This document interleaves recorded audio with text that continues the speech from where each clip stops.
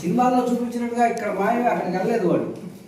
అర్జునుడు భూమి నుంచి 24 నిమిషాలు ప్రయాణం చేసి స్వర్గానికి వెళ్ళాడు అంటుంది భారతంలో.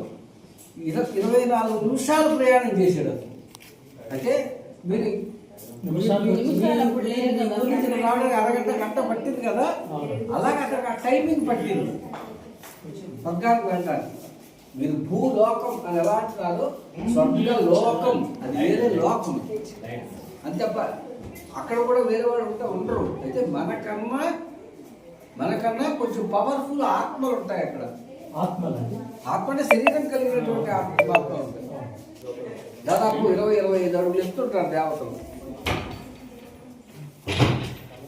అక్కడికి 24 నిమిషాలు ప్రయాణం చేసాడు అన్నాడు. ఏ వేగంతో? కాంతి సెకండ్కి 3 లక్షల కిలోమీటర్ల వేగంతో ప్రయాణం చేస్తే దానికి 80 రెట్లు వేగంతో ప్రయాణం చేసి వెళ్ళాడు. అంటే స్వర్గం ఎంత దూరంలో ఉంది? 111 కాంతి సంవత్సరాలు. ఒక కాంతి సంవత్సరం 93 లక్షల కోట్ల కిలోమీటర్లు. 93 లక్షల కోట్లు ఇంటూ 80 అన్ని లక్షల కోట్ల కిలోమీటర్ల అవతల స్వర్గం అనేది ఉంది. ఆ స్వర్గానికి సెకండ్కి 3 లక్షల కిలోమీటర్ల వేగంతో ప్రయాణం చేసే కాంతి కంట 80 రెట్లు. అంటే సెకండ్కి 240 లక్షల కోట్ల కిలోమీటర్ల స్పీడ్తో వెళ్ళాడు. మరి ఏ మనిషి అంత స్పీడ్తో వెళ్తాడా? శరీరం పీలికైపోతుంది. దానికి ఆయనకి ఏమి ఇవ్వబడింది? ఆస్ట్రోనల్ బాడీ ఇవ్వబడింది, ఫిజికల్ బాడీ కాదు. ఈ బాడీతో అతను వెళ్ళగలిగాడు. 24 నిమిషాలు పట్టింది. దానికి ఏం చెప్తాడు? ఒక బంగారపు రథాన్ని పంపించాడు అని చెప్తాడు. బంగారం ఎందుకు? ఇనుము ఇత్తడి పంపించచ్చు కదా. దాని రియాక్షన్ ఏంటంటే అంటే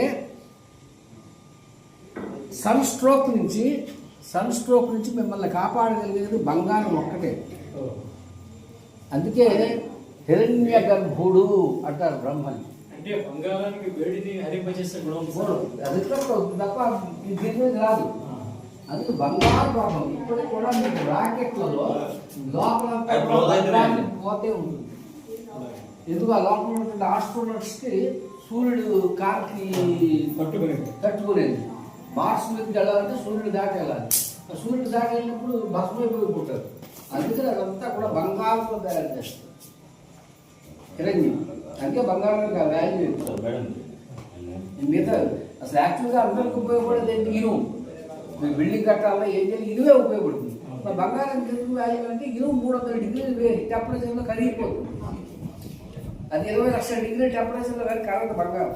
ఇప్పుడు లేడీస్ గోల్డ్ ధరిస్తారు కదా సార్, అది ఉష్ణాన్ని హరింపజేయడానికే కదా సార్ అది బంగారం.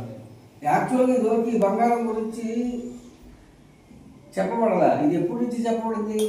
రాముడు కాలం, జనకుడు కాలంలో ఉన్న యాజ్ఞవల్క మహర్షి నుంచి వచ్చింది వీళ్ళు బంగారం చుట్టుకోవడం.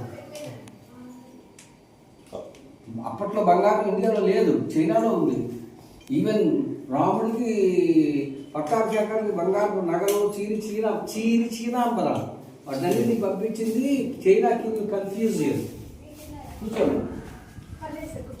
ఇది ఎక్కడ? నువ్వు రెడీగా కూర్చోండి అందరూ.